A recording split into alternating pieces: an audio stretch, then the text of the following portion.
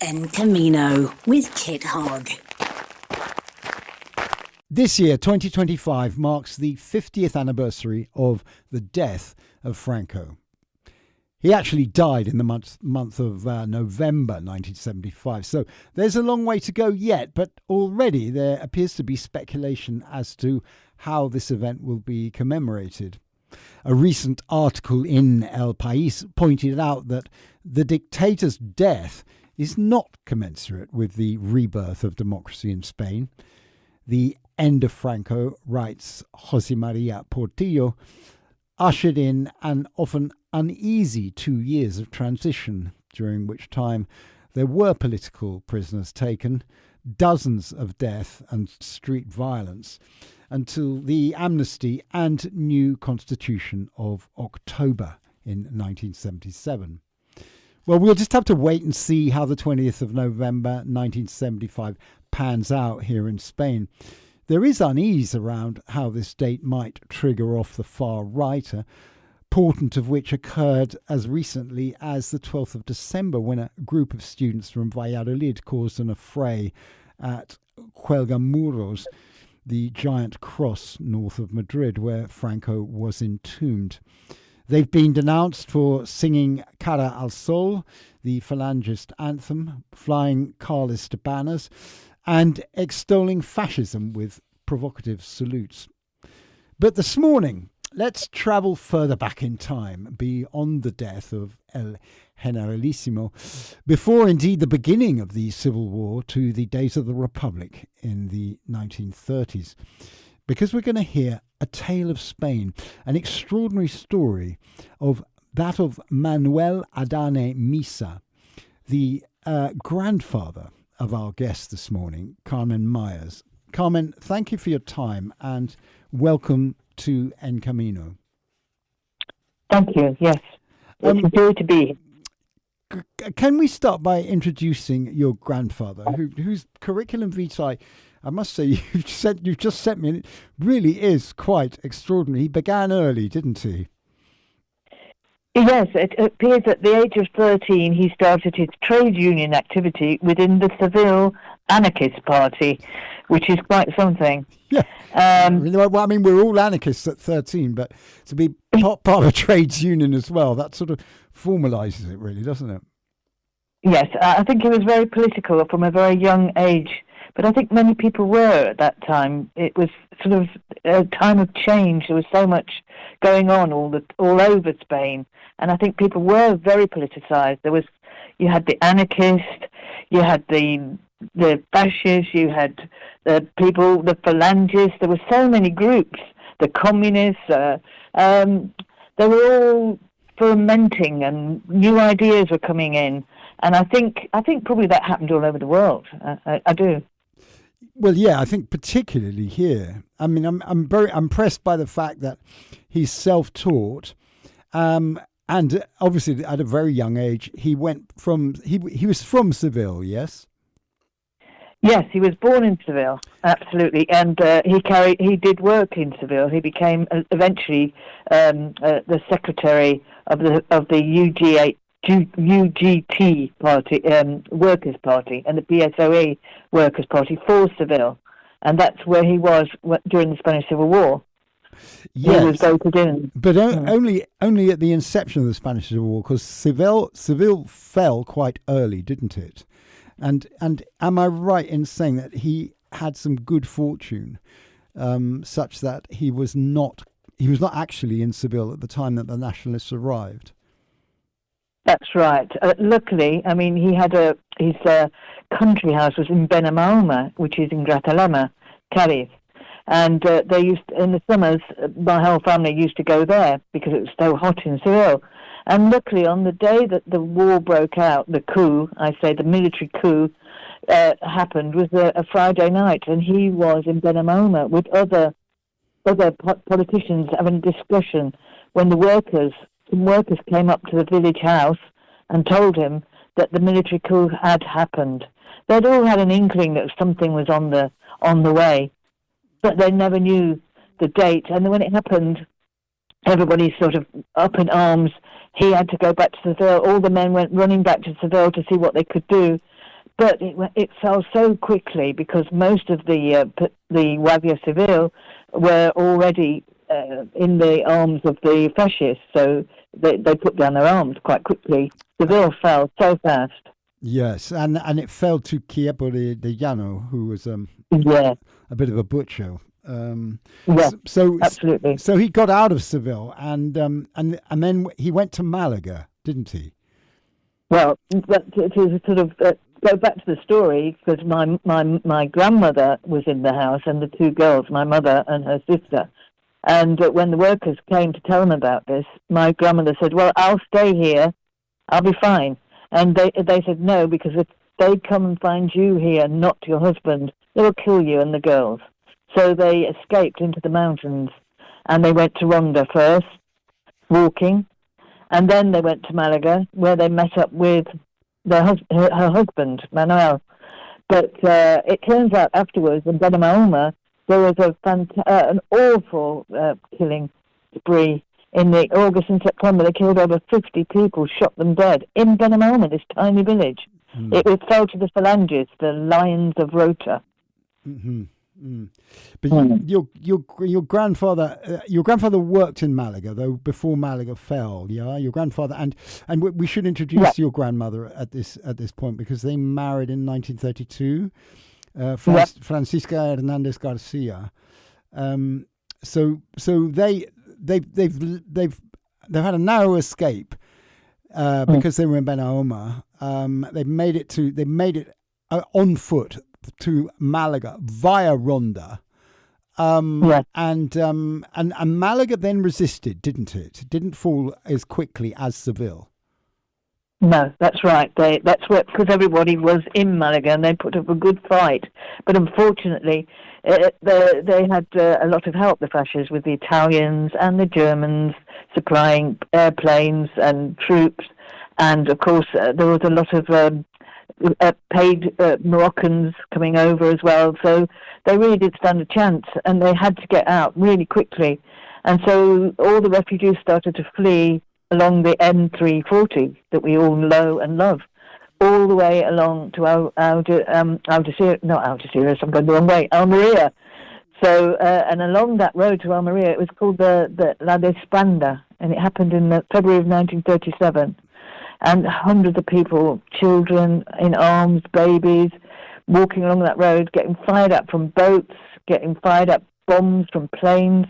Apparently there was, they're saying like 5,000 people died in a day, in a week, in a month. It was just unbelievable. Yeah, I think the death toll. Yeah, the death toll was actually 15,000. I checked it out this morning. 15,000. Yes, thank you. A caravan of between 100,000 and 150,000 people on the N340. Yeah, and they were being bombarded they were being strapped from the air and bombarded by ships from the sea. Yeah. Absolute nightmare. I'm just going to bring Mari Carmen in on this, because Mary, your grandfather was also involved as a socialist in the Civil War, wasn't he? Yeah, and was that here in Malaga? No, he was from Cádiz. Yes. Okay. So, but in the south, yeah. In the south, yeah. Briefly, what was his story? Well, I don't know much about this part of my family. Unfortunately, I know he was anarchist from the CNT, from the CNT, El Nacional de Trabajadores. I don't know what is the name. So he was a socialist, not the way we understand socialism these days, but socialismo libertario, which is anarchism. I know I had a sister from him that was dead shot dead in the road, and I know he fought in Guadalajara and lost one eye fighting in the Civil War, and he died when my father was very young. So I don't know much more than that, but. Did he die natural death, or was he died with a heart attack? Okay. Okay. As did my grandfather. Oh, really? Yeah. Yeah. Well, it was stressful times, I guess. Yeah. So let's carry on this journey, Carmen. They arrived. They made it up to Valencia, didn't they? Your grandparents, where presumably your grandfather then took on official duties because Valencia had become the Republican capital. That's right. Yes. So yes, he took on his duties then. I think he was the sub-secretary of armaments, and I think he was the secretary of socialist organisation of the civilians exiled in Barcelona as well.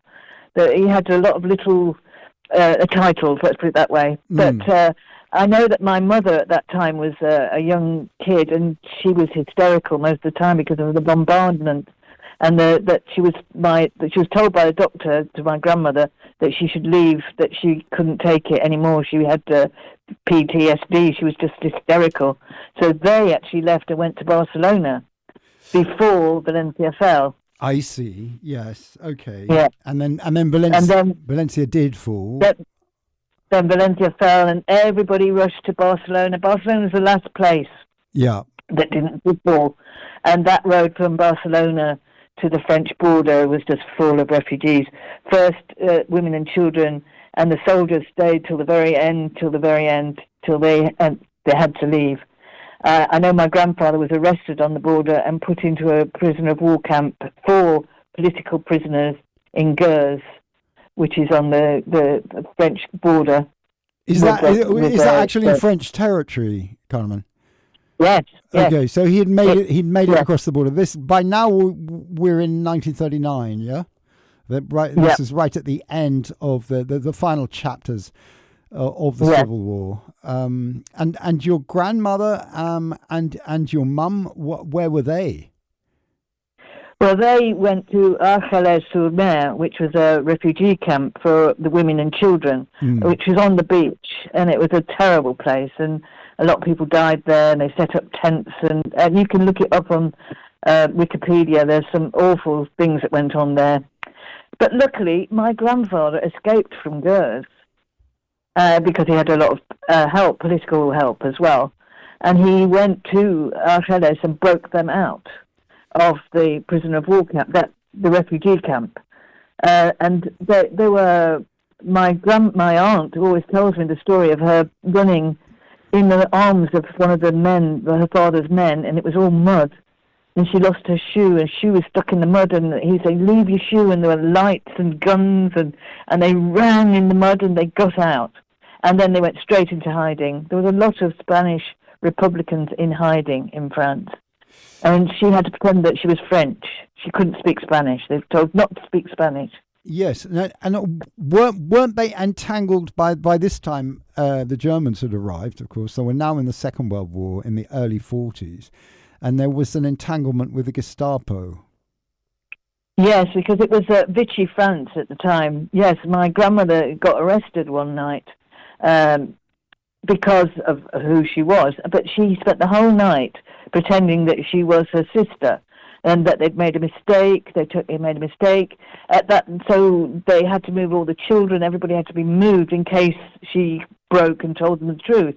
And in the morning, they let her go, believed her story, and of course they had to run into hiding quickly. But she got away with it, and it was amazing, really. But I mean, they spent I think about a year in France. They lived in Angoulême in hiding.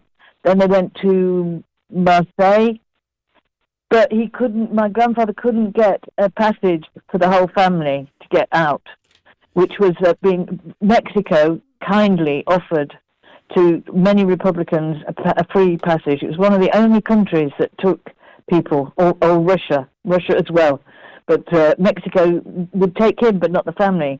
So my grandfather sent them back to Spain, and they went to Barcelona. Okay, so they managed to get back across the border. Yes, okay. They did. Right. And the thing was, because her marriage was a civil wedding, because in 1932 they could marry not in the church. It was, of course, Franco denounced all those. Those weddings weren't official anymore. Okay, so because they'd been married during the Republic, yes, exactly. Yeah, okay. So then he managed to get in fact, it was the last boat out of Marseille before the Hitler and the Germans took it over. Marseille port had one boat left, and he got out on it. It's a bit like the story of the film Casablanca. I mean, it would make a great movie. He went to Iran in Algeria, on this boat. And from Iran, he went to Casablanca, where they were in hiding for 2 weeks. I've got all the letters of this, so it's really fascinating. And from there, he got a ship to Mexico, to Veracruz, where he met all his, he was with a lot of his political allies in Mexico City, where he lived, I think, for a year, 1942 this is. And then he went to Acapulco, and I've got a letter saying that it's a beautiful little fishing town. Can you imagine? Well, and he was he wrote one of the first jobs he got was writing a tourist brochure to Acapulco. I wish I could see that.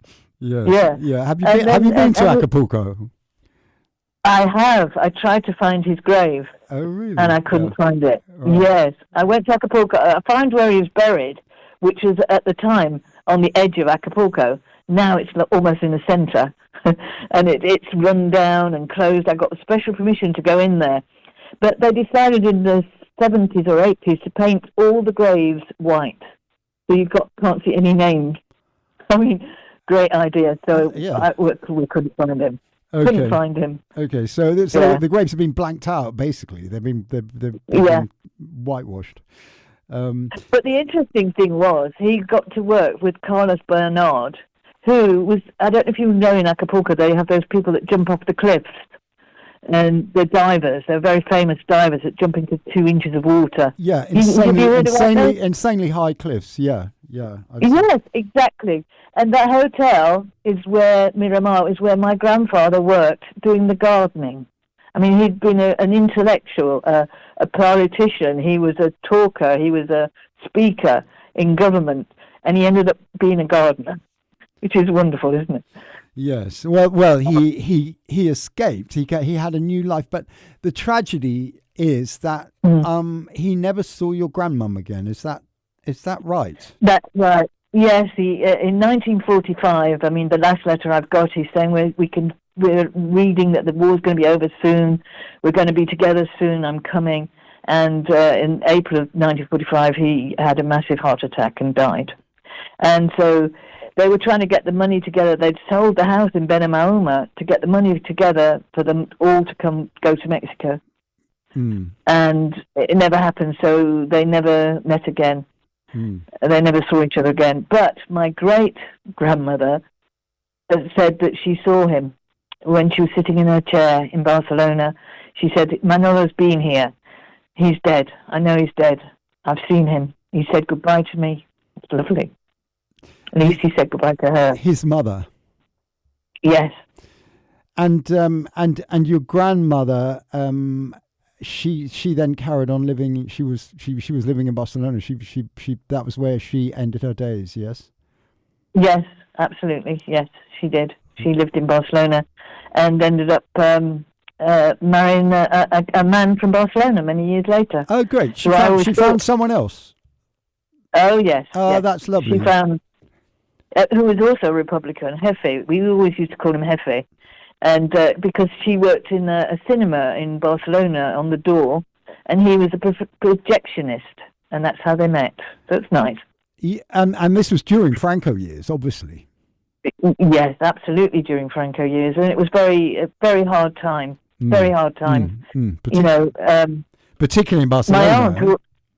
My aunt, as a young woman, always told me the story of her walking along one of the main streets in Barcelona. And she saw a man in front, and he was being pushed by the woman. So they were pushing him, and he was going, "Déjame, leave me alone. Déjame, I'm not going to run. And he tripped over, and they shot him in the back. And everybody on the street all turned to the windows, to the shop windows. No one looked. You couldn't look. You couldn't see it. They all turned their backs. Couldn't say a word. Couldn't do anything. Terrible times to live through. Terrible times. And they're coming back. That's what makes you so afraid. All those stories you're telling me. I mean, it's awful. How can we forget? The times are coming back? Yeah. You mean are you thinking of the far right here? Yes. Okay. Yes, I do. I think yes, it's almost like history keeps repeating itself. How can we forget things that happen? Yes. You know. Yes.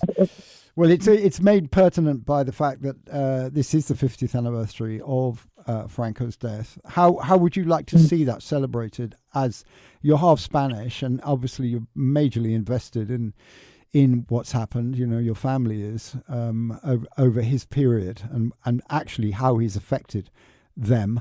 How would you like to see that anniversary commemorated? Well, I hope it isn't celebrated in a way. You know, God, that's what frightens me. What will happen? But one of the things I'd like to say to you, I don't know if you know this, there's a fantastic museum called La Casa de la Memoria in Jimena. And it's all about the Spanish Civil War, and it's about La Sauceda, which is very close to Cortes, which was mass bombed, and lots of people died there, and there was prisoners, there's loads of bodies buried. And they've got a library upstairs in every language, and they've got books to tell you about the Spanish Civil War. They've got projects to explain everything. It's a wonderful place. It's called La Casa de la Memoria in Jimena. And I can't recommend it enough. Okay.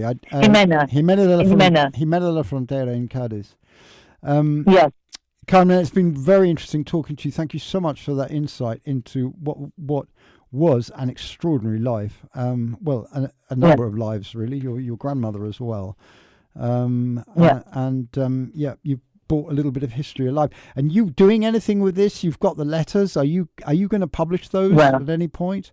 Yeah, well, that was the wonderful thing, that I only got those letters 5 years ago from my auntie, and they're like written on tissue paper, so thin, hardly able to read them, and I've got 36 of those, which I've just finished translating into English, because I'd like it to go back to this, the Fundación de Pablo Iglesias. I'd like them to have the original letters, but I'd like them to have the English ones as well that I have translated, and some photos, and I hope it's going to be an archive for the future.